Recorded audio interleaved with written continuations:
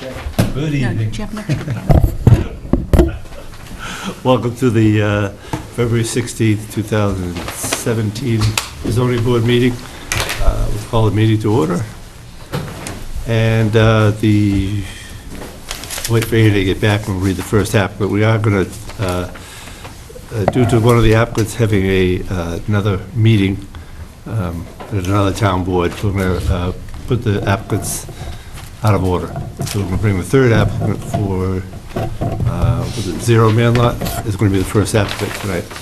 And we'll have Annie read that when she gets back. Read this. Yes, we did receive a Valentine's, the zoning board did. Where's it from? Isabella M. Wampatuck. from Wampatuck School. So we can show everyone that. Thank you, Isabella. No money. No money, no candy, no cookies, nothing, but a sweet thought. And we made that we're going to switch and bring Zero Man Lot up first, if you could read that. Oh, did I beat it? Want me to read it? I don't mind. Third application, first one tonight. Robert Terrell of 129 West Summit Avenue, Haddonfield, New Jersey, requests a special permit under section 610.2B of the zoning board bylaws, of the Scituate zoning bylaws, to allow for the creation of two adjacent lots with less than 50-foot frontage on Zero Man Hill Road, Assessor's Map 27, Block 7, Parcel 9A. Okay, thank you, Mr. Chairman. My name is Paul Maravito from Ross Engineering Company, representing the applicant, Robert Terrell, the administrator of the estate for the property shown on the plan here. The applicant owns 2.4 acres of vacant land. There is an existing barn with it. And this application is for the approval of two lots with more than 50 but less than 100 feet of frontage. The lot areas are twice the size of the minimum lot size required in the district at 40,000 square feet. Because these are two 50-foot lots side by side, there will be a common driveway coming up this property line to service the proposed house in this area and another proposed house in this area here in lot 3. The lots have been perked. They were witnessed by the Board of Health. You'll have to do stormwater calculations for these lots, the septic system design. And assuming this is approved this evening, then the next step would be to have the planning board endorse the plan as well.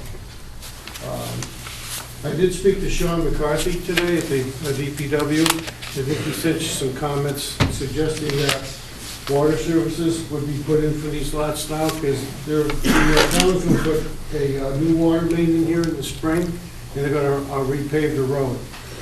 So he's just alerting us to the fact that if we're going to bring utilities across the street, they should be done now, because once they pave it, you won't be able to do it for 5 years. In my cover letter with this, I did indicate the 5 criteria for the special permit, which is very straightforward.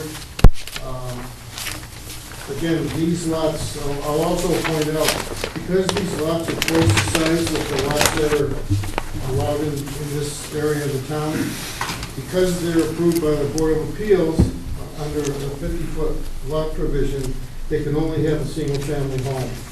Lots in this area that have 40,000 square feet or more can have a two-family house, but there's a restriction in the bylaw that says that these can only have a single-family home, and there's a deed restriction that goes with a special permit that's recorded in the registry of deeds that says that these lots can never be further subdivided. So what you see on the plan is what will be here in perpetuity. Okay, I think I'll end with that and answer any questions you may have.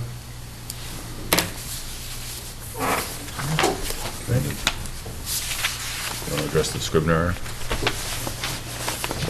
Paul, on the bottom of the plot plan. Says lots 2 and 3 shall not be further subdivided. It should be lots 1 and 2, correct? Actually, the plan I have has got different numbers than yours. Should be 2 and 3. January 6th.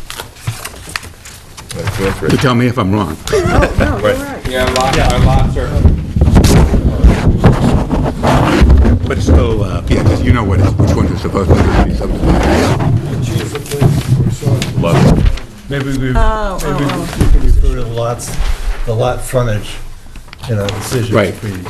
Instead of the lot number, and that way it could be. I haven't gone to the planning board with this yet, so we could do another mile and just change that note. That'd be easy to do.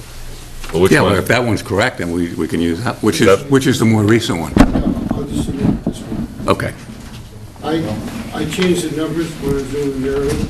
yeah, I understand. Yeah. Well, just what I would suggest is send to Annie, make sure Annie knows which one's the official one, and whoever's writing the decision. Go from there. Is there a revision? There's no revision note on that, so No. we're talking basically the same. There's no way to distinguish between the two.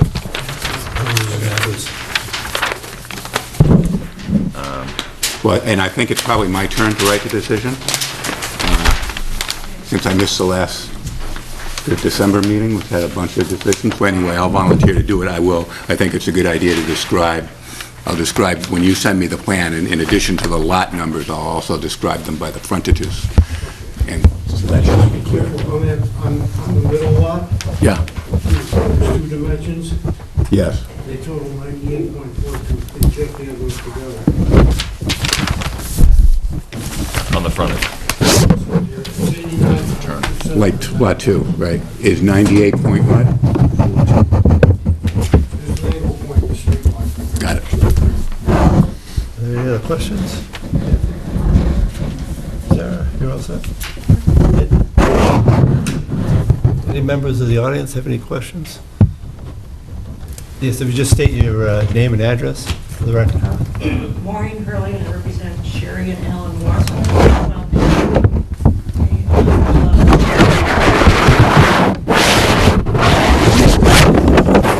30 Man Hill, you said? No, 12. Okay, that's, okay. Man Hill, and then it's in Vermont Man Hill. On the application, question 4, it says, the question is asked, does the present structure conform to the current zoning bylaws?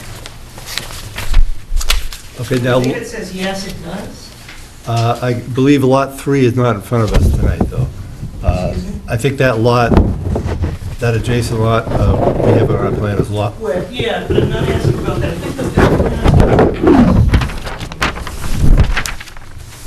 I think The Form A is the. is 1, 2, 3, yeah. yeah, so the, on lot 3, where Okay. the barn is, Is that where the barn? yeah, All right. that's actually in the 15-foot setback, correct?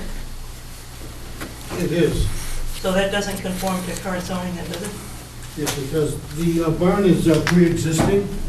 This setback is less than 15 feet, but it's pre-existing, so it automatically conforms. If you notice on this side here, we set the barn back 20.7 feet from the new property line. The 15 feet is required here, but this is pre-existing, so But the question is, does it conform to current zoning, and current zoning says 15-foot setback? that's for new construction.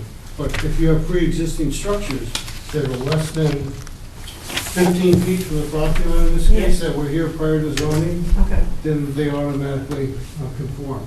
That's why I checked off yes. okay, that's not my understanding, but I understand it now, the way, what you're explaining. So has the Form A plan been filed yet? No. No. So is it contingent on getting this approved Yes. first?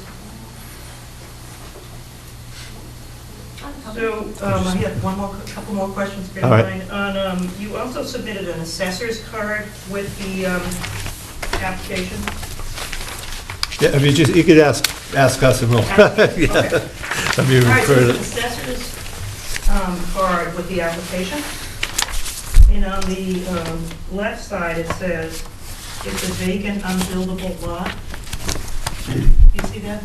About halfway down, maybe a little bit above halfway to Yep. the left. Yes. And it's taxed at, the value is $43,200 for a 2.390 acre lot. I'm curious as to why it states on the assessor's card it's a vacant, unbuildable lot. Anthony? Because until we give this approval, it is a vacant, unbuildable lot. At present, the lot is unbuildable. He needs zoning relief in order for the lot to be buildable. Well, No, that's not No, true. the whole, the undivided parcel would be fine. You could build a big house on that It lot. could be built on right now. well, okay. Right, Yeah, yeah. no, you're correct.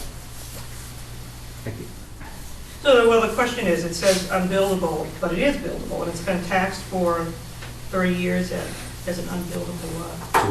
It won't be long. I'm When sure when they'll this correct goes through, that. yeah. I'm That's sure- a I'm good sure question they for the will. assessor. Yeah. Yes, yeah, when they get approval, that will change. And who determined that it was all upland? We did, You did, okay. And there are no vernal pools there? Because I know that I believe that my clients anyway have seen water in the land. And so I'm just curious as to how the determination was made that it was all upland. no, we know what a vernal pool would look like. And we have traversed that entire site, and we didn't see anything, we didn't see any wetlands, there were no vernal pools. There are wetlands further to the north of this site as you go towards St. Francis Church. There's a large wetland in that area, but that's probably 600 or 700 feet from us. We have done work in that area in the last 2 or 3 years, and we know there's wetlands there, but there are none on this property. When did you walk the lot recently? Last summer. We were out there this past December as well doing work. We're doing the perk test between, I think, November and December. Are there any other questions? Yes, just state your name and address, please. Rich Lanier, 29 Christopher Lane. Thank you. And can I approach the chart that this gentleman has provided? Sure. Okay, I'm in a butter, and this is more of a naive question, Mr. Chairman. No, that's fine. So, I don't know what I'm talking about, but we live in this area here, which adjoins these two, and we've lived in this house since 1982. The conventional wisdom by our next door neighbor, who's pretty knowledgeable, was that this property had a great deal of ledge in it, and that water ran off this property in a manner that flowed in this direction. We, during our tenure at Christopher Lane, we had to put a pipe, a drain pipe, starting in the back here, which cost some money, and ran down the street to take care of some of the constant flow of water that came down the street. Mr. Rector and Barbara, who are now deceased, there's a new tenant, there's a new owner there. They had a complete flooding of their basement about 3 years ago because of the constant flow of water going down this way. The pipe that I mentioned proved to be inadequate. The floor in the basement was raised with aggregate and covered in cement. We had to put another pipe because of the constant flow of water going down this hillside, which isn't quite apparent here. And so we now have 2 pipes that now drain out onto our street. And I actually did visit the Board of Health. I've seen the perk tests, and they say they dug down up here 12 feet and they found a sandy loam. Whenever I planted a bush out in the back of my house, I go down 2 feet and I'm hitting solid clay. So I don't know who put the clay in there, but there's a lot of clay below my house. So right across the stone wall, apparently it's gone to a sandy loam. I guess my concern would be, certainly the owner of this property should have the opportunity to develop it. My question, I guess the point I'm getting at is here, whether there needs to be 3 houses there rather than just 2. And I thought that these frontage restrictions were done for the purpose of preventing an overbuilding of property that could in fact have an impact on others. I also have spoken to my neighbors, Frank, Susan, Robinson. They've had lots of water problems too, and again, it seems to be emanating from this direction. Well, So I guess I would, object to. just to answer two of your questions, one being the lot number one on that is an allowable lot with 100-foot frontage. The Yep. two lots that you see there are seeking relief from. In the process of seeking relief, they also agreed to double the size of the lot, and that it cannot be built further. So that's why they're restricted to one-family dwellings on each lot. So there could be two more houses there, if, under our zoning bylaws. So like, Well, that's- there that's could the be four. That's the idea of the 50-foot lot. Right, so they are giving up something no, I understand. when they ask for this. And also, in the stormwater review portion of the plan, when they submit that to the planning board, their drainage water is going to be on their, diverted on their property. It won't be diverted elsewhere to the street or on your property. You might actually find less water, because in its raw state, it does whatever it's going to do, but once they develop it, they have to prevent it from going off onto your property. So there might be some swales or other things put in place to keep it on site. Okay, that's fine. I just wanted to get my point across. Yeah. Thank you for your time. I think an important consideration when we don't have a lot of large pieces of land that come before us, because it only comes before us if it's a 50-foot frontage. But an owner has lots of options. They can put in a street, they can develop with duplexes on a lot that's twice the lot size. There are many options here. 3 houses is actually probably the least dense option. It may be more marketable, but it's probably the least dense. I would expect, Paul, you've looked at other options that, do you know what the maximum build-out could be? There's sufficient land area there for 5 houses. Yep. It's a 20,000 square foot zone.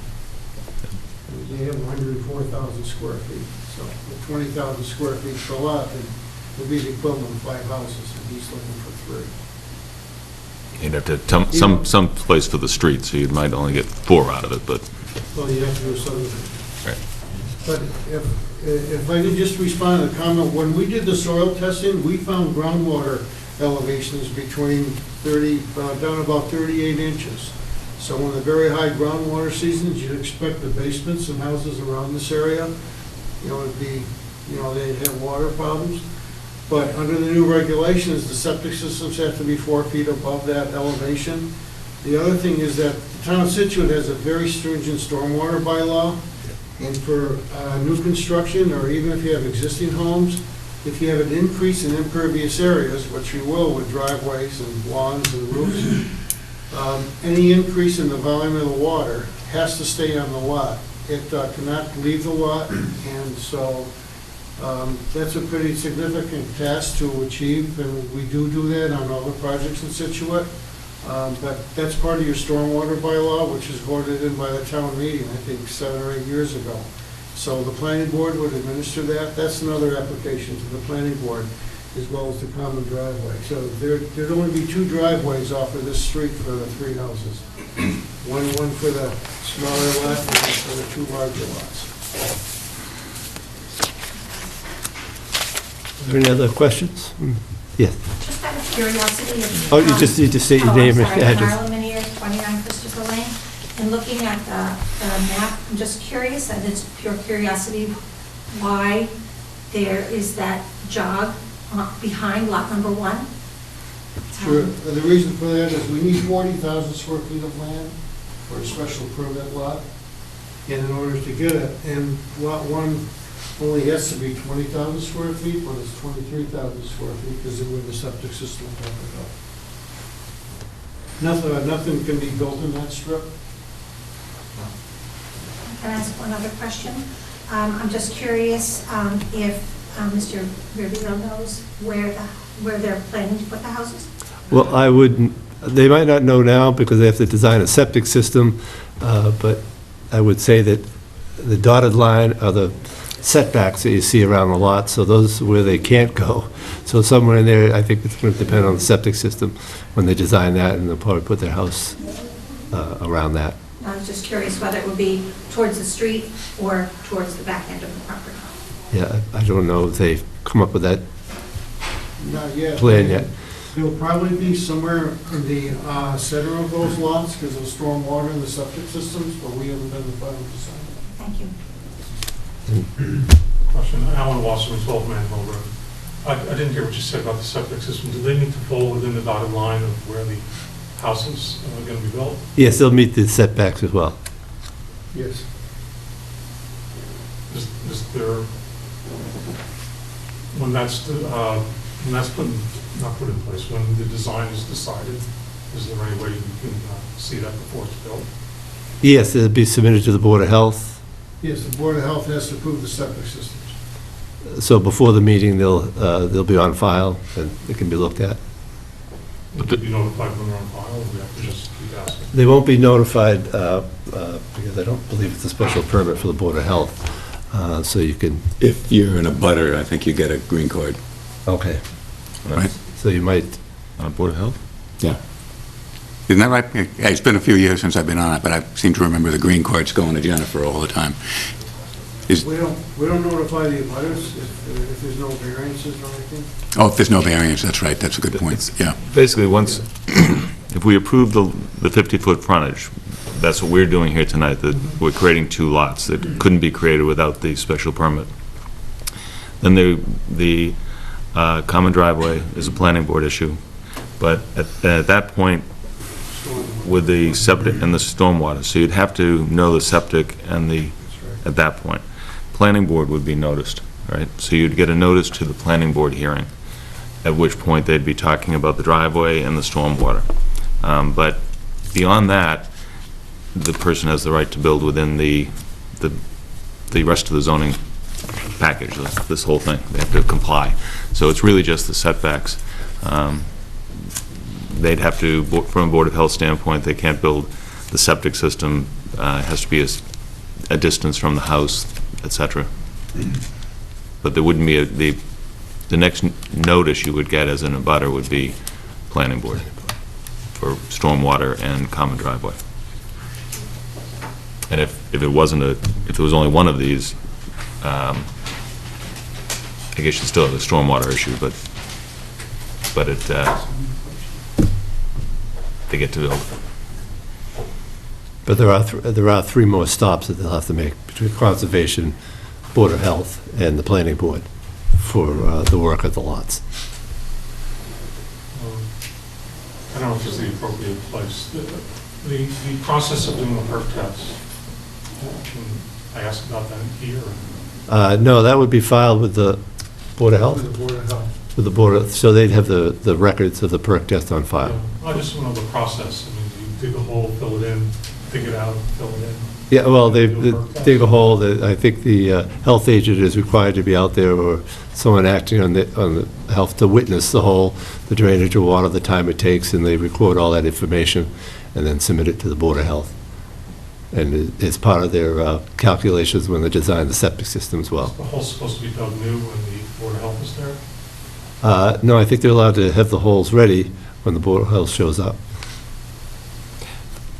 Basically, what they're doing is the Board of Health will observe the hole, see that it's virgin material, it hasn't been filled in and changed.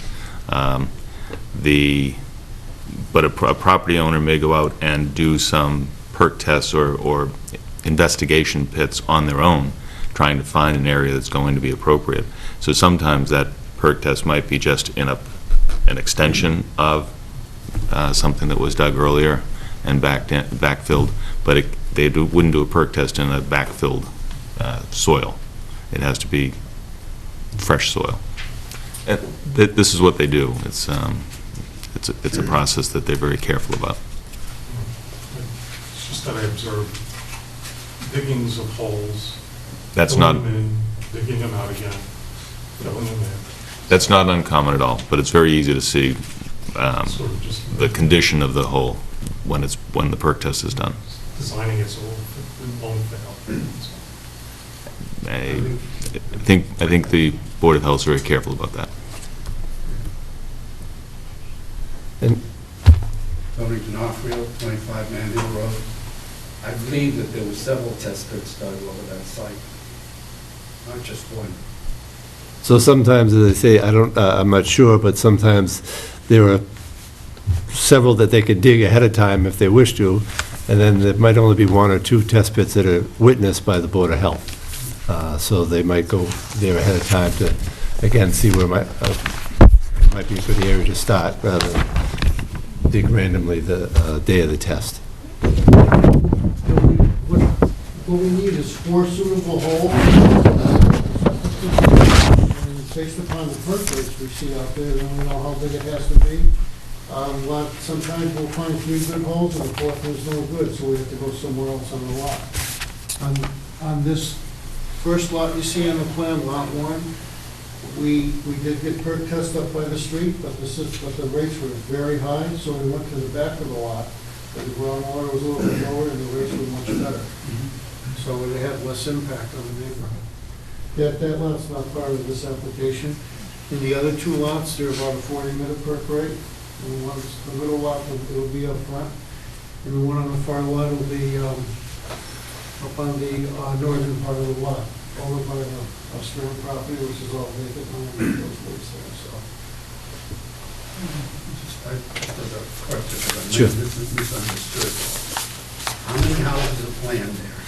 2. 2. I thought I heard him say another one. Well, there is one lot that's not in front of us tonight that is already an approved lot, separate from any zoning relief. So that would be the 3rd one, if you will. Sorry, Margaret D'Onofrio, 25 Manuel. So does that mean it can be a 3rd house put there? It will be. The other lot is approved? That lot is separate. They don't need relief. That's a matter of, they don't have to come in front of us for that lot. So that's why they're only in front of us for the 2 lots that they're seeking relief. The 3rd lot that's up there is, Already approved. should be, yes. So there will be 3 houses. Yes. Yes. This board's only approving 2 of the lots, two large lots. That 3rd lot is a lot that we don't need any special approval for. We could get that approved tomorrow, just by going to the planning board and having to sign the plan. They would be required to sign the plan by law, so. And you could go in with 2 100-foot frontage lots here, Yes. and, approval not required. They just have to sign it. You could divide this into 2 building lots without coming before this board. The reason they're coming before this board is because the frontage is limited, but the amount of land area that's there is so great that they're offering to, or our bylaw allows them to use twice the zoned lot size and get a relief on the frontage. So these 2 lots before us, instead of dividing this whole parcel into 2 very large lots, they're dividing it into 1 conforming lot and the other 2 with less frontage, half the required frontage, but twice the land area. So they're putting 3 houses on a parcel that could certainly accommodate 4 and perhaps as many as 5. Is that going to happen? No, that's part of the restriction that will go with this decision. They won't be able to do that in the future. And that restriction will carry over on the property, not the owners of the property.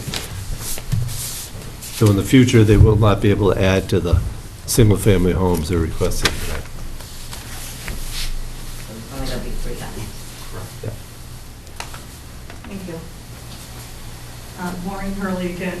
Did the board send this plan out to the other boards for comments and review? Yes. Did you receive it?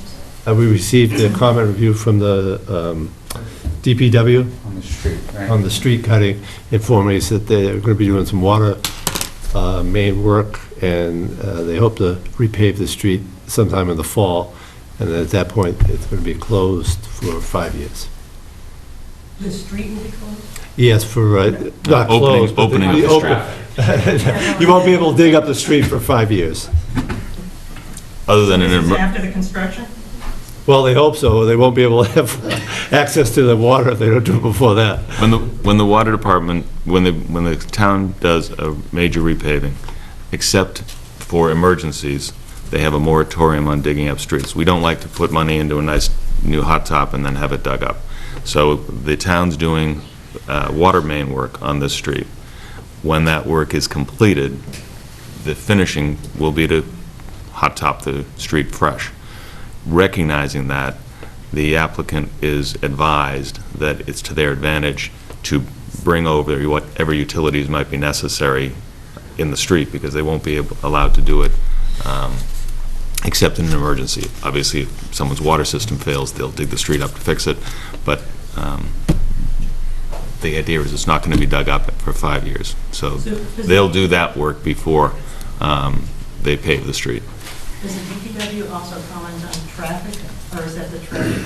No, the DPW doesn't. And did you receive any comments on traffic? No, And the Conservation Commission didn't comment either? no. I heard you say it needs to go to Conservation. Yes, they will have to go for the, we have to go to conservation for lots? Nothing on Concom. Nope, I apologize, and they're far enough away from the wetlands, they'll have to go to the Board of Health and the Planning Board.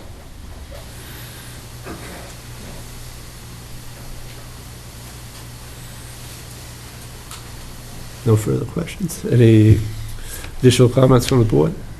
Nope. Do we have a motion? Sure. On the motion of Robert Terrell of 129 West Summit Avenue of Haddonfield for a special permit to allow the creation of 2 adjacent lots with at least 50 foot of frontage on 0 Man Hill Road, I move that the board find that the requirements of bylaw section 950.3A through E have been satisfied as set forth in the application and in the plan submitted by Ross Engineering dated January 6, 2017, and further move that the board grant the special permit with the condition that the 2 lots that are being approved shall not be further subdivided. And also, do we want to refer to lots with the frontage dimension? Yeah, I was going to do that in the decision, but if you want me to refer to them. Yeah, I think we had Yeah, one. the 2 lots that are described on the plan are, one will have a frontage of 98.42 feet, and the other will have a frontage of 51.58 feet. If I got that right, yeah. Yeah. Second. Second. All those in favor? Aye. Right. Opposed? That's it. Thank you. Right, I did see your I hand. volunteered, yes. He's got the frontage. I knew it was my turn. Thank you. I volunteered to read, so. So you're covered. First application.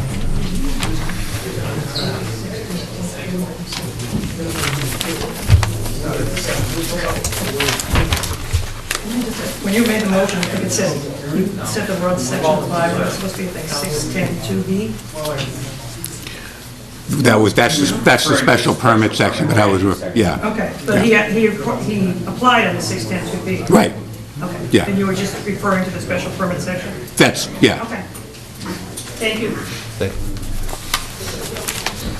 All right, the next application before the board is of Michael Rosino, Yes.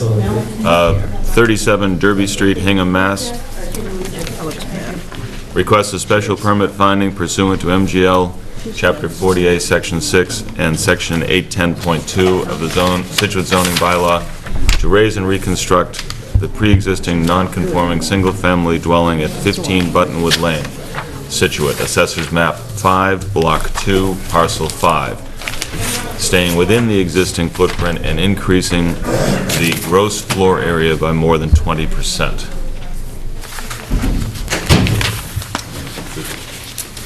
Do you want to come up? I can, yes. All right. Welcome. Thank you for the board's time this evening. If you could just, have a seat, just state your name. Okay, my name is Michael Rossino, R-O-C-I-N-O.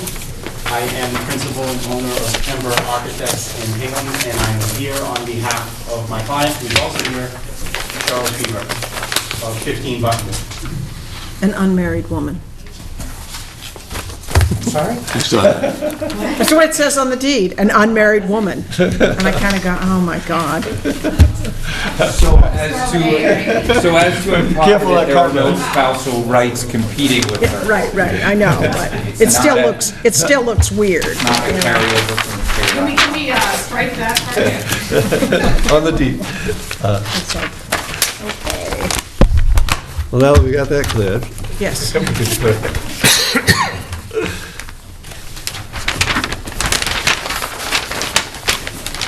And can you tell us what you're... I can. Like We are seeking to build on top of this existing foundation. The foundation was renovated, I don't have an exact date. The foundation was renovated, actually, the foundation was reconstructed about 10 years ago. And they jacked up the existing small summer cottage that was there, and they put in a very modern and robust poured concrete foundation with steel jacking beams underneath it. However, it appeared at that time there was probably some thought for doing this in the future, probably a raise and replace. So it is our intention now to use that really nice poured concrete foundation and build on top of it. We are not seeking to increase the outer envelope at all. In fact, we are removing some side decks that exist in the side yard now. So the existing envelope footprint will not change. We will adhere to zoning, and we are going, the plan is to increase, to go up to have a second level, but it is a fairly small structure. Since this application has been submitted, I do have some updated schematic drawings that I could share with the board. If you'd like that. And this was built in 1909? Correct. It's my According to understanding the... that it was a Sears, Oh, a Sears house? I think so, yeah. Oh, really? It's quite charming, but Cheryl can attest to its charm in this type of weather. Yeah. Snow inside the house. Okay. Are you a skier? I'm restless, you here at night. Sure.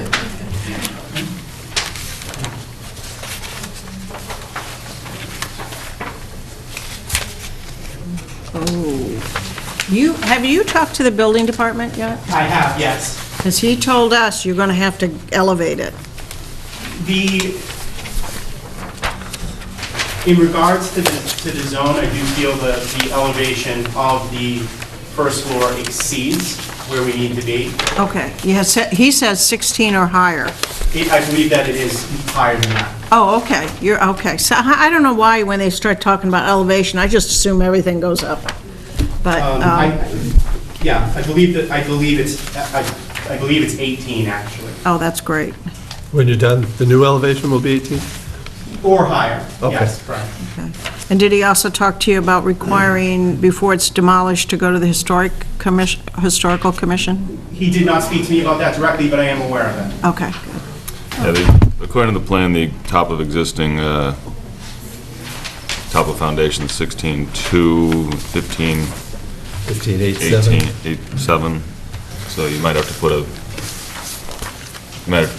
course of block on top of it or something like that, but Yes, I understand. That's But good. again, you're proposing to take down the whole structure and stop the foundation, so you'll be able to work with that. This is correct. We want to use the foundation that effectively is in place, and it was engineered about 10 years ago that I do have a plan for, so it is a proper modern foundation that we can use. All right, so in submitting a building permit also, you will submit the existing and proposed elevations so that that's addressed prior to Certainly, we absolutely have to. building. Yeah. The design has got a nice little charming antique feel to it. It's in keeping, certainly in keeping with the neighborhood. It's not what I would classify as mansionization. It's not large by any standard of certainly what's in the neighborhood. Yeah, That's nice. I'll keep it, you want that for the record? Here. What's the current square feet of the house is 1446? This is correct, yes. The current, by the assessor's card, I believe, we had put down that it's 1,600 square feet by our calculation, I believe, and we are proposing with the first and second floor, 2,307. You got a copy of that Right. somewhere, yeah. Exercise of hands.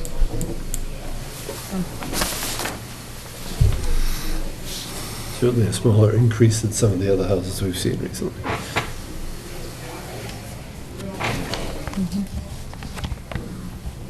I'm just trying to understand I see your setback card, that's great, but on your plan, it says the square footage house as 1446, existing, and proposed 1446 on the plan. I can explain this. Okay. We have just a very recent site plan that was done.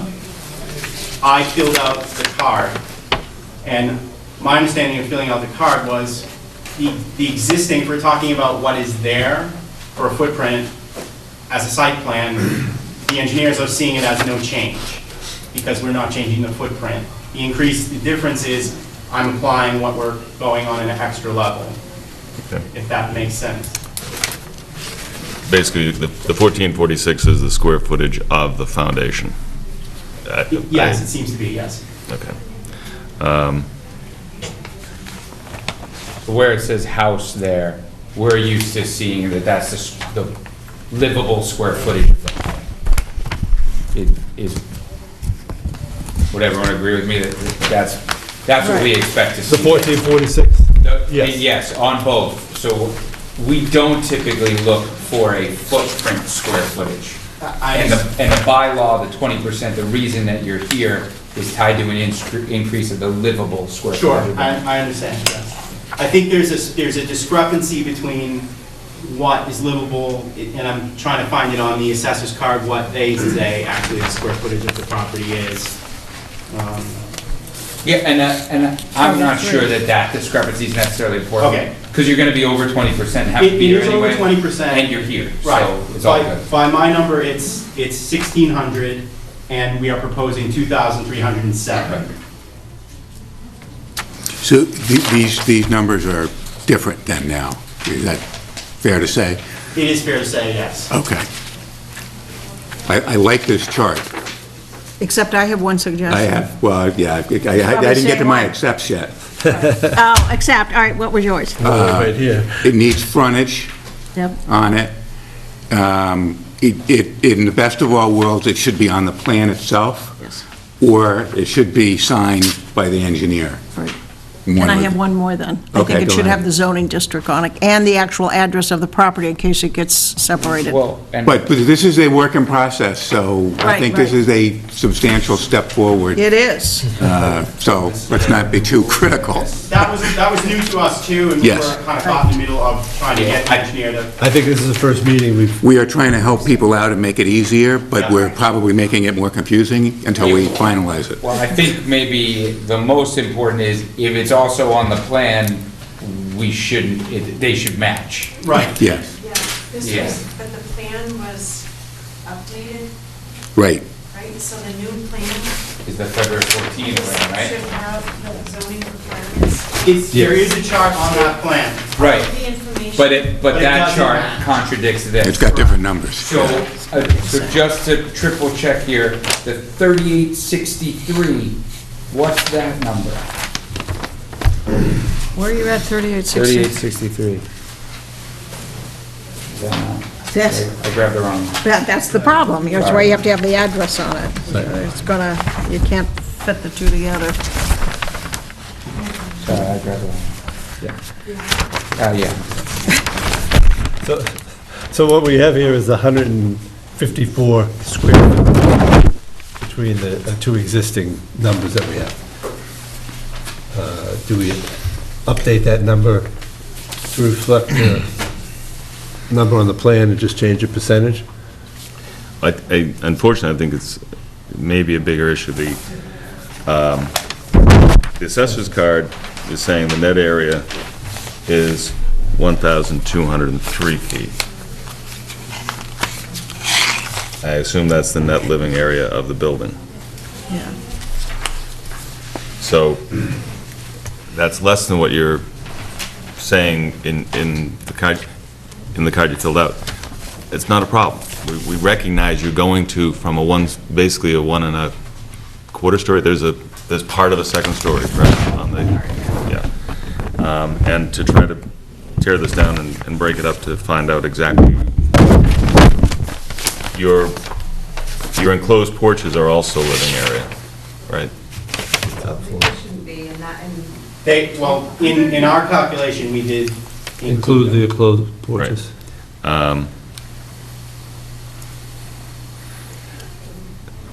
It would seem, I think if we take the information from this card as being accurate and saying that it can be, if you represent to us that that can be transferred to the plan and still receive a stamp from the engineer, just so we know what the numbers are. That's But they're all different. we have to vote on something. Yeah, which one is, I mean, they're all different. Yeah. That's which one's correct?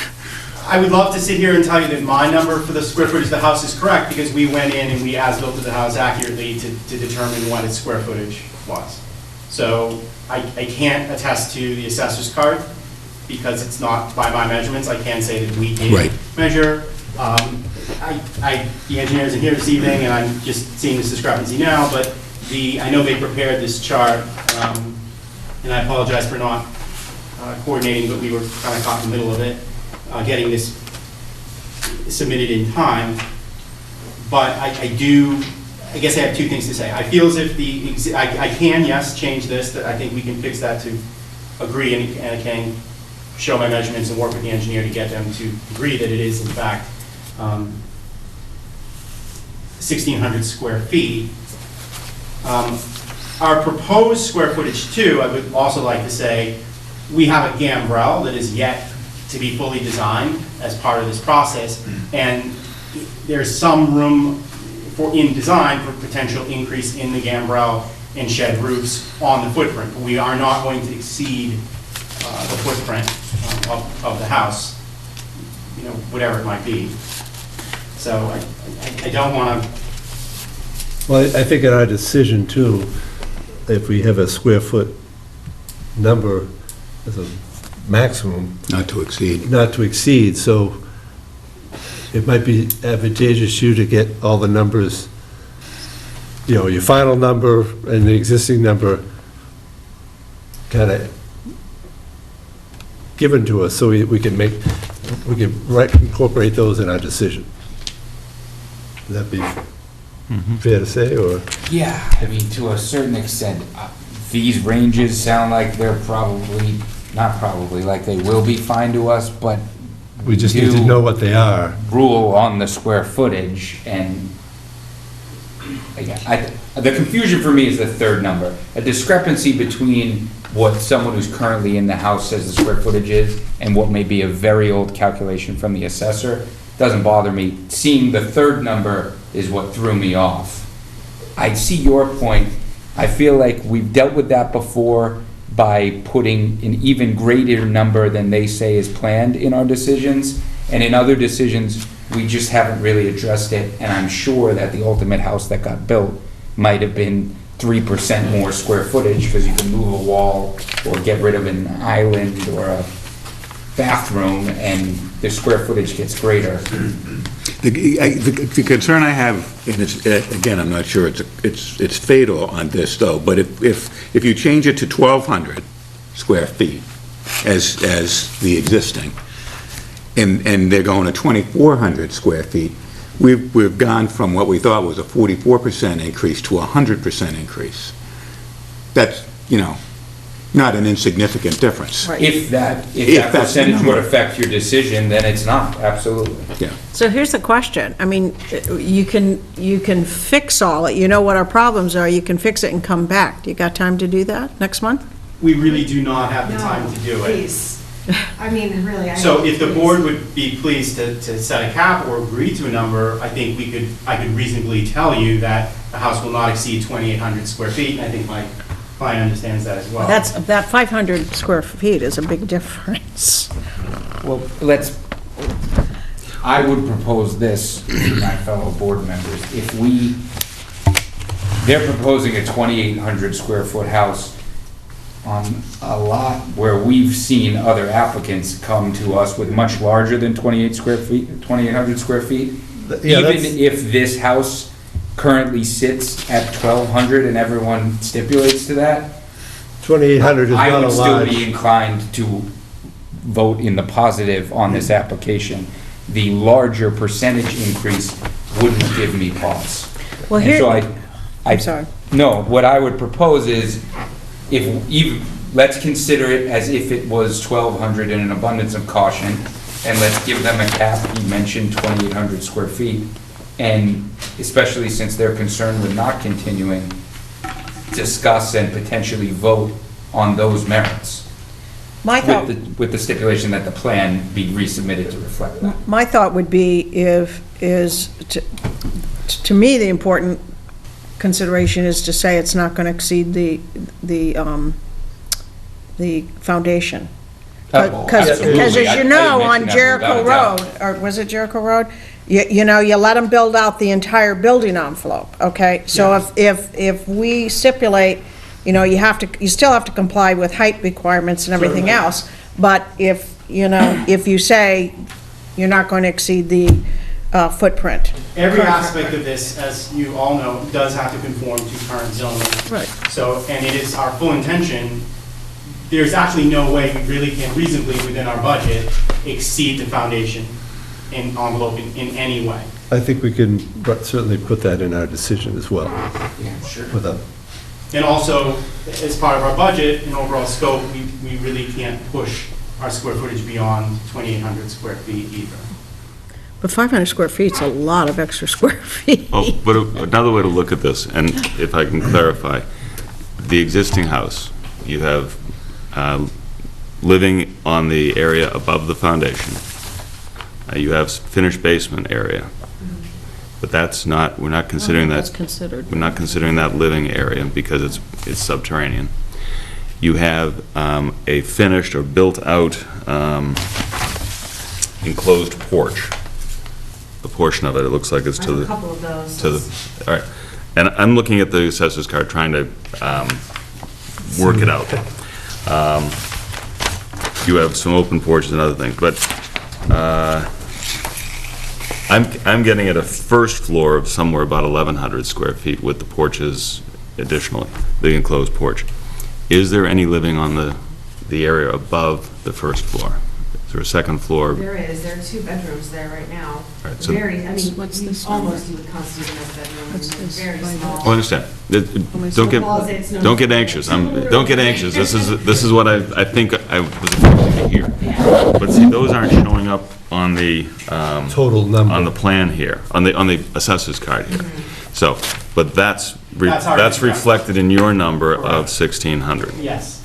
So, if we've got 1,100, it's pretty easy to get 2 bedrooms at 12 by 12 by 12. That's, yeah, you're getting up to that, close to that 1,600 by calculating here. So I'm not uncomfortable that we have to even think in terms of 1,200 square feet as being the minimum. So the other thing, I just look at it from the standpoint of the applicant is coming before us not to change the dimension of the house, the footprint, but simply to take a 1-story house and make 2 serviceable stories on that property in a neighborhood that is 2-story houses and bigger. So that, and if you did that, a 1-story house to a 2-story house, it's a 100% increase in Right. square footage. And I don't think that's outside our expectation of the bylaw. So I would be very comfortable saying it's a 100% increase and agreeing to it, putting some limits, but asking that the plan be updated accurately prior to a building permit being issued. With an engineer I confirming mean, we the... can, as the date will, I guess, show, that this was just submitted days ago, and honestly, in haste, I think. Will there be, on the proposed, will there be living space in the basement as part of the square footage that you were thinking of using? There's no change there's no, currently, there's no change. No, I just didn't know if there was a walkout now. Yeah, there is a walkout now. Yeah, okay. From the picture, you can see it. So let me ask you two questions about the setbacks now. This plan picks up the fact that the lot width for this zone is actually 125 feet and not 100 feet, according to this. Yes. Where do you get the 90.7 as the existing width? On the card that you have, or on? It's on the plan. And I'm just, there could be a number here that I'm missing. If anybody sees 90.7, oh, thank you. No, 79.8, 98? Okay, got it. No, it's at the front. It's I got where it. the- I just where the- didn't see it. You're right, it's too big. It's the line perpendicular to the entry. street. And they put where it in the right place. Where the Should be the building middle of first. it. Isn't it the It should be center of the house? It's the No, center of the well, plan, I yeah, think- yeah, I thought you have to go this way. This is this is not a, No, we have. It's the lot width at the That's the point where the narrowest house is point. built. yeah, And because this gets bigger, yeah, So this is non-conforming Got it. as to lot width, I thought it was the okay? center of the plan. Either one. If it was new, it would have to be set back further to the point where it's 100 feet wide. That would be the forwardmost part of the house. Right. Okay, so it's non-conforming. The structure is not, the lot is non-conforming as to width, and the structure is non-conforming as to the lot width requirements of where a structure can be. And the frontage is also short, right? That's not on the plan. But, Yeah, it is, It is. 28.1, pardon me? 28.1. Front. Where does it say frontage here? Oh, I thought top you it said the says front front. setback. No, front edge. Oh, the front frontage, edge. okay. No, No, the it's frontage not. is It's just not. 79.98. Yeah, the front is non-conforming. Poorly Front done. setback is not conforming, but the frontage is also supposed to be 100, and that's short too. So the only point, don't get worried. The only No, point no. here is this, both the lot and the structure are non-conforming in several different respects. So in order for us to, we need to look at that under the case law, but you're not increasing any of the nonconformities, as I understand it, and nor do I see any intensification of any of the existing nonconformities. So we've run through them all. Well, Yeah. isn't that Norwell versus, or Yorkland versus Norwell? Well, By because of going going up, up, you right. you intensify it. That's what, It depends on which side of the four you want to read. And that's Right. why we've Yes. developed, or to the That extent we there still go. are any intensifications, Right. they're not substantially more detrimental. Right. I would agree on this one, without any question. So I think that the rub is crafting our condition in our decision for the resubmission of a plan.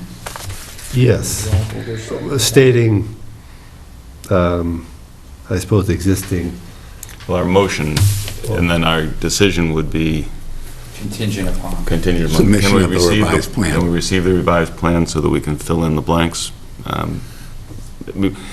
We won't write this tonight, let's put it that way.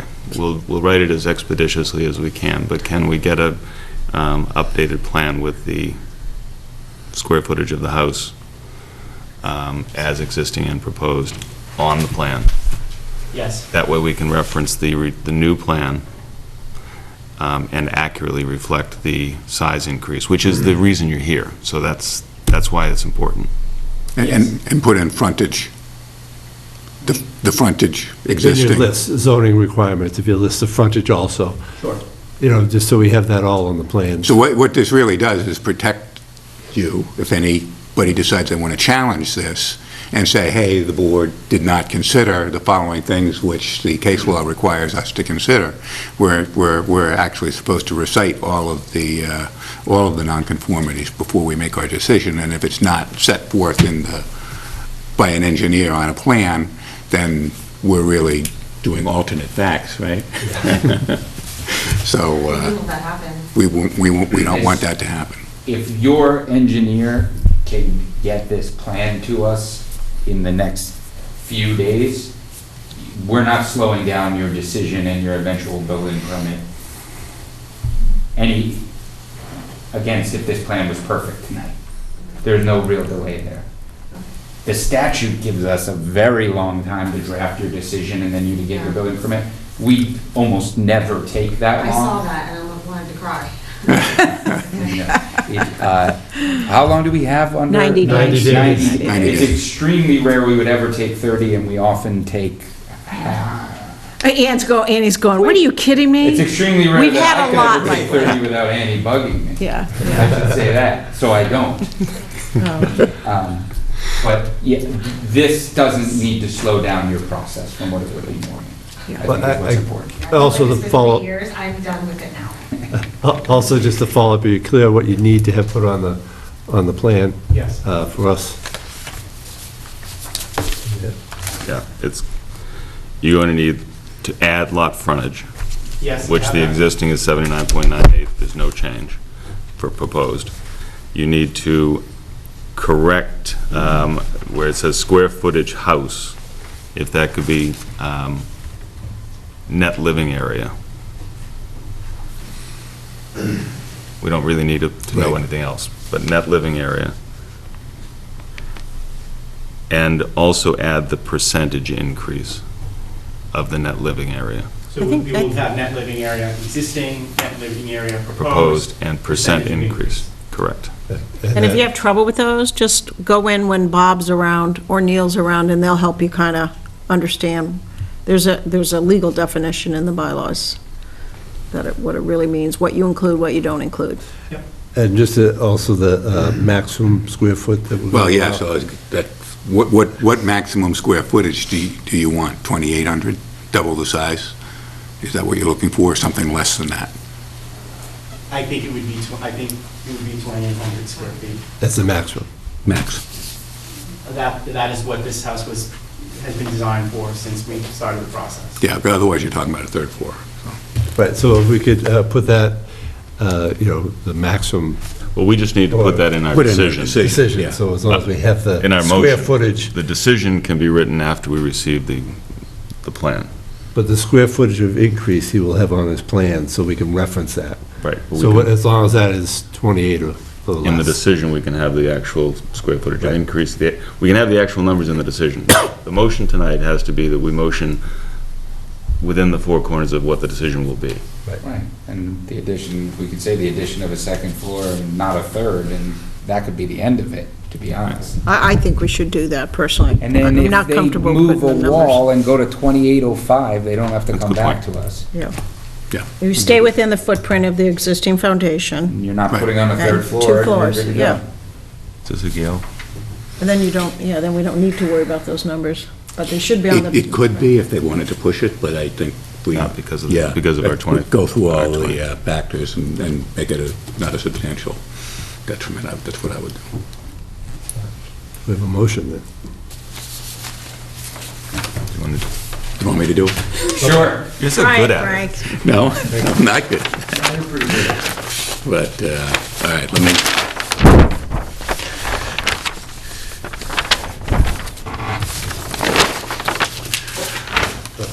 Very closely, that's the agenda, thank you, that's what I was looking for. This is a mess. On the application of Michael Racino, 37 Derby Street in Hingham, for a special permit or finding to raise and reconstruct a pre-existing non-conforming single-family dwelling at 15 Buttonwood Lane, Scituate.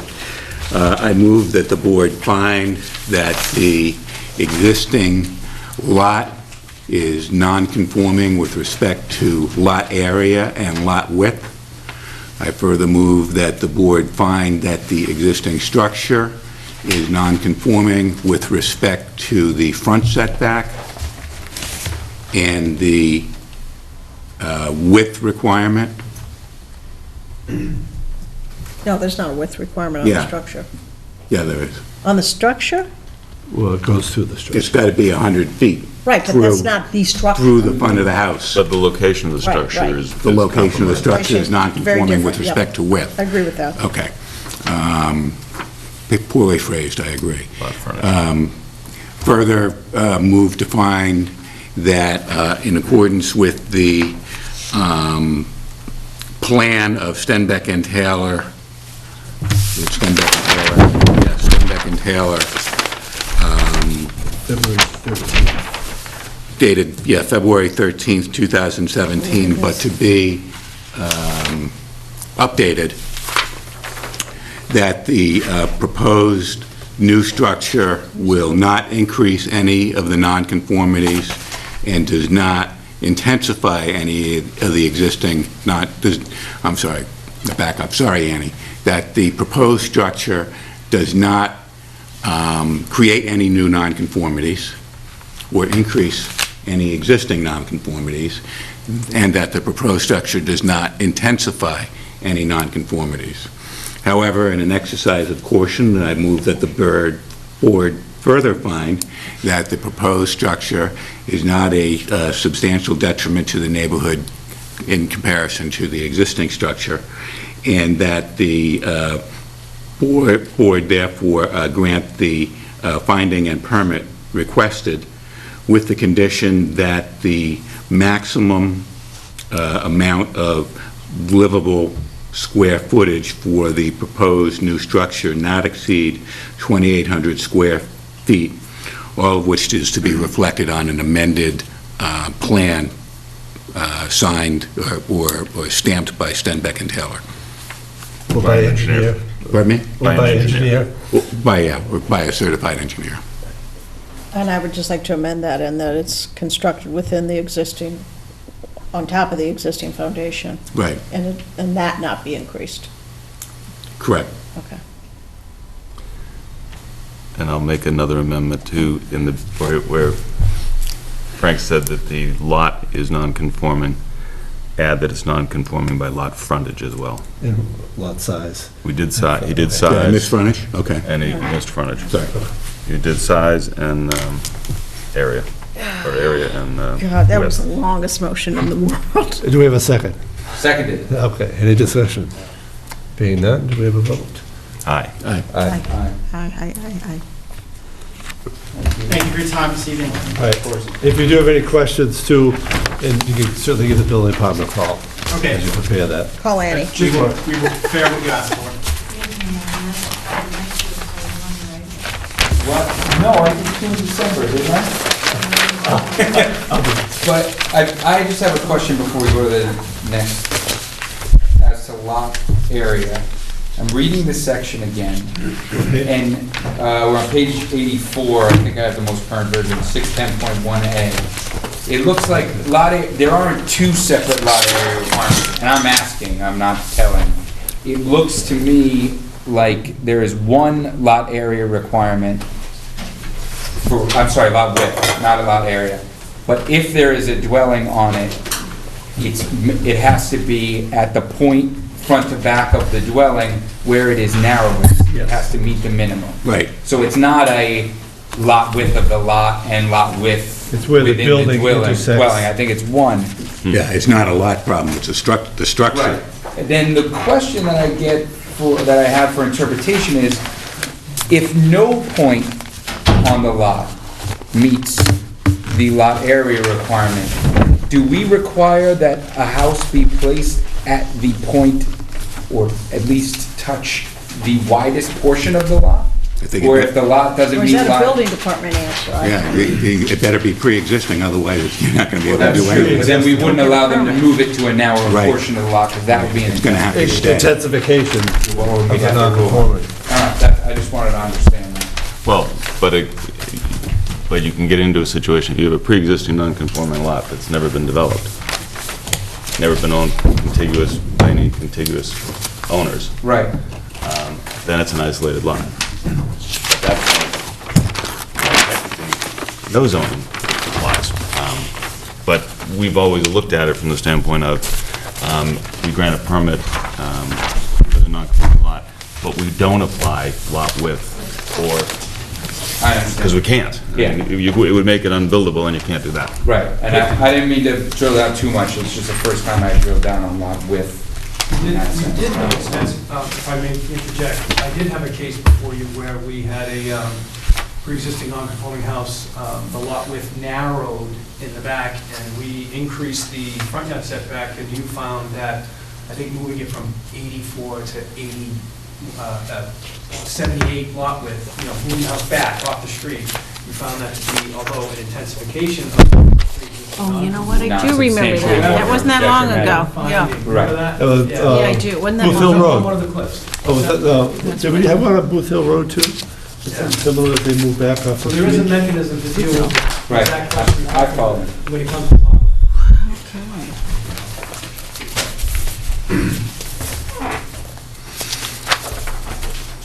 This one should be easier. Famous last word, I know, I hate when people say that. it's like talking about a no-hitter. Oh, you can't do that. It'll be, I promise. Let's see. Yeah, do that. Thank you. Application of Liam and Virginia Vickers of 7 Jericho Road, Scituate, Massachusetts, request a special permit finding under Mass General Law, Chapter 48, Section 6, and Section 810.2 of Scituate zoning bylaws to construct an addition to their pre-existing non-conforming single-family dwelling, adding more than 20% gross floor area. The property is located at 7 Jericho Road, Scituate, Mass., Assessors Map 45, Block 2, Parcel 59. Good evening. For the record, I'm Attorney Steve Gard. The applicant with me is William Vickers, the owner of the property. As you heard in the reading of the public notice, this is a pre-existing non-conforming home at 7 Jericho Road. This is a couple doors down from the signalized intersection of Beaver Dam and Jericho Road. It is a 1850s home, and the only thing non-conforming about this lot or house is the front yard setback. It is 17 feet off of Jericho Road. Otherwise, it complies with zoning in all respects, and it is a corner lot. As you can see from the Jericho. plan, it's on the corner of Jericho Road and Jericho Lane. It has over 122 feet of frontage on Jericho Lane and 82 feet of frontage on Jericho Road. The applicant proposes to construct an addition off the rear of the home, which already meets the side yard setbacks, the front yard setback on Jericho Lane, the rear yard setback, as we have depicted with the radius off the back corner as described in the Scituate zoning bylaw. So none of the addition is proposed to touch the 17-foot off the front of the... What is the frontage on Jericho? Say that again? What is the frontage on Jericho Lane? 82.99. It's in the, let me just make sure I have it in the application. Yep. I'm looking, Yes, 82.99. Is On it not? Jericho Road, Frank, on Jericho Lane. no, on Lane. It's 114.34. Okay, I see. Yep, Underneath the yep. word private. Yep, see it yep, on there. yep, Yeah, got it. Little squeezed, but. I'm having a hard time seeing the numbers today. I don't know what it is. They're too big, that's the problem. We usually look for little I mean, teeny ones. exactly, I'm looking for the little tiny ones. I do like the new chart, and I do agree with Sarah that the property address would probably be good to put on there. In case it does get lost, And however. is frontage not on the chart? Frontage is inside the application, I wanted to mention that last time. So if you look at page 2 of the application package, the base stamp number 2, it shows the frontage and the area of proposed square footage. Now, that's part of the normal application process before you guys started the chart. There wouldn't be much to add it to the chart. So the big question for you, I'm sure, is that the size of the addition versus the size of the home itself. The existing structure by the assessor's field card is 1,863 square feet. The proposal will be a finished house of 3,863 square feet with an increase of 107%. The addition is proposed to be 2,000 square feet of living space.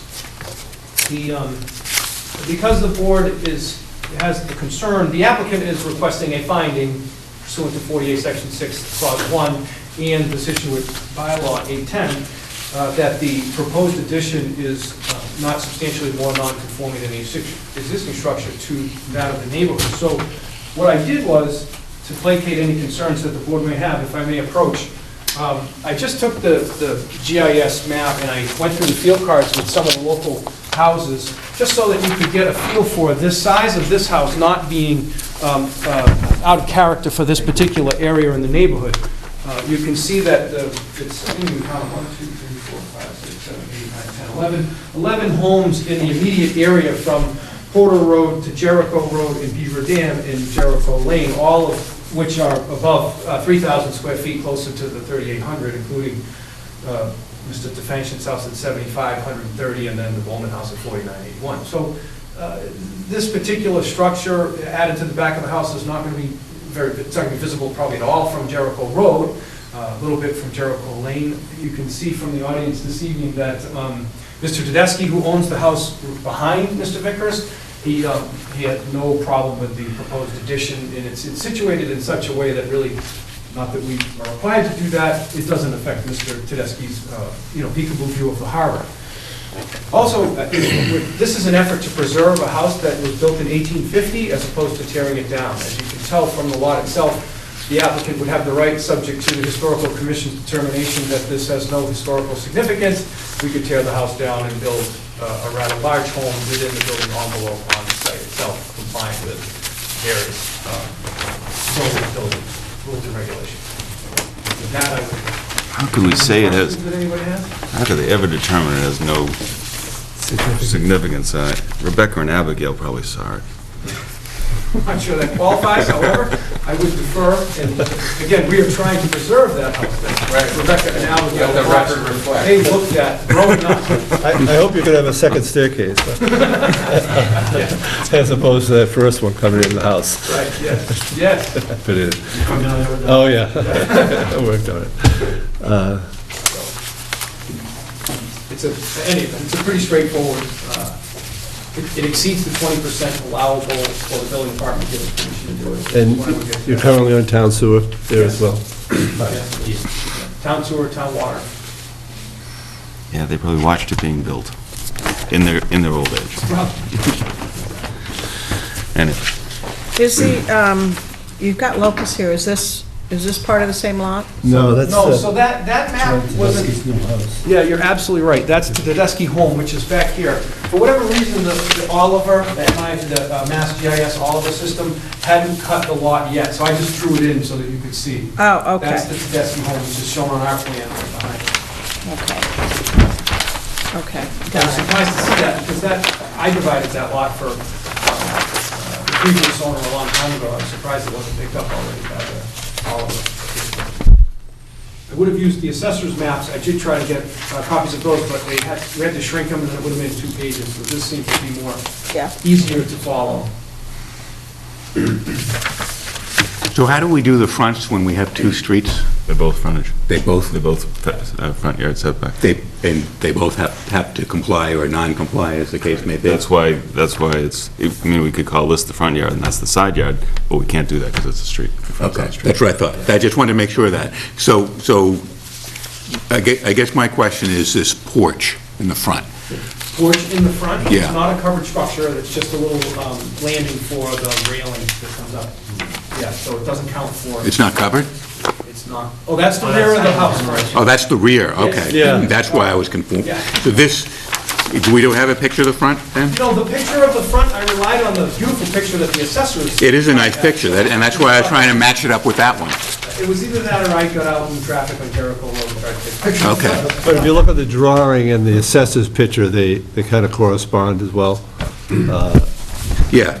Well, the door, I mean, it looks to me like it just projects out a little bit. And so my question was, from the porch here, isn't that less than 17 feet? I know it goes at an angle.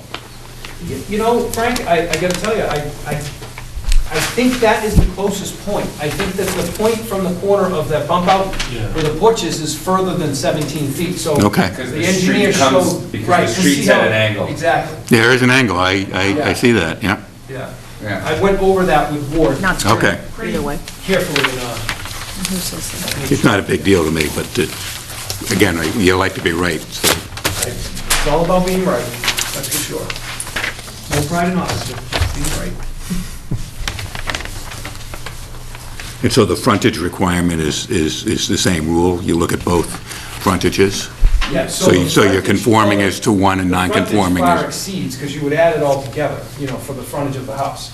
Because Oh, you add it together? You can, and that's how you do a corner lot. However, in this case, I listed them both, but we are maintaining a 32.9 setback off of Jericho Lane, so that qualifies with the front yard setback. So it's a Jericho Road frontage is the only non-conforming. Yeah, it's the only thing in the entire lot, including area, lot width, everything that is non-conforming, that's 17. Not frontage, right? Front setback. setback. We were Front mixing up, setback. right? Setback. Yeah, I was talking about the frontage, so...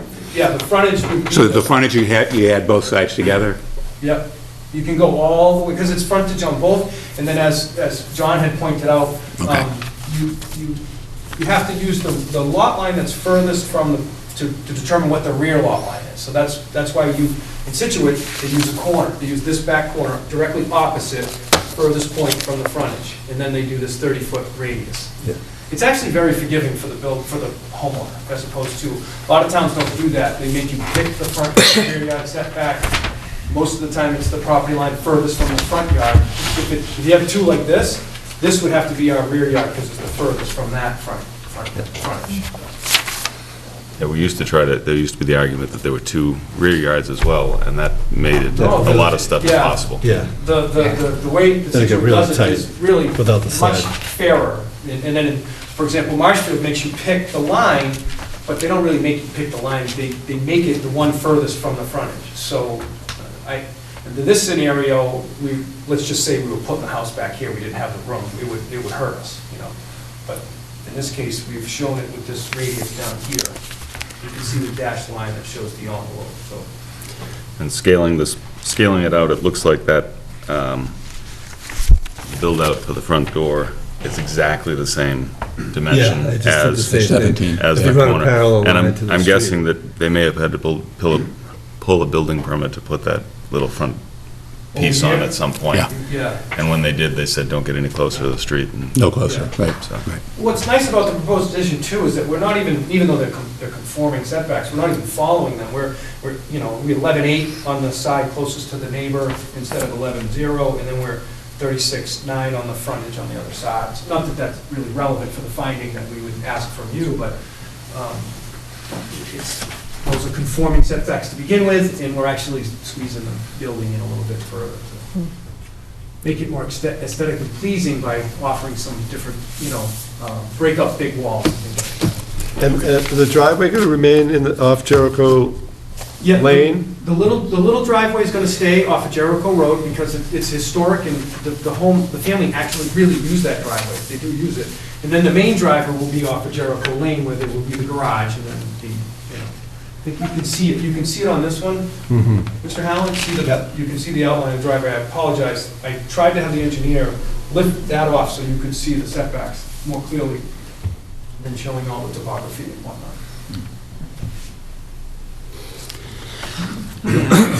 You can see it. Any other questions? No? Any questions from the audience? We got two nods. Oh, that looks like an approval.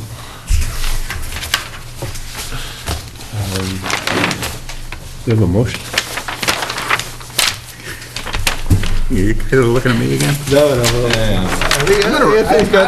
It's just between the two of us. Right, The bookends. do what they want. bookends.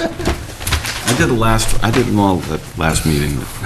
A motion that the board approve the application of Lee and Virginia Vickers of 7 Jericho Road for the request of a special permit of finding, and that the board find that the application for a proposed addition as shown on the plan dated December 26, 2016, that was submitted with the application, complies with the provisions of sections 950, subsections A through E, that also that the board find that the site and existing dwelling are non-conforming as to front setback, that all other characteristics of the site comply with current zoning, and that the proposed addition would present no new nonconformities, and to the extent the proposed existing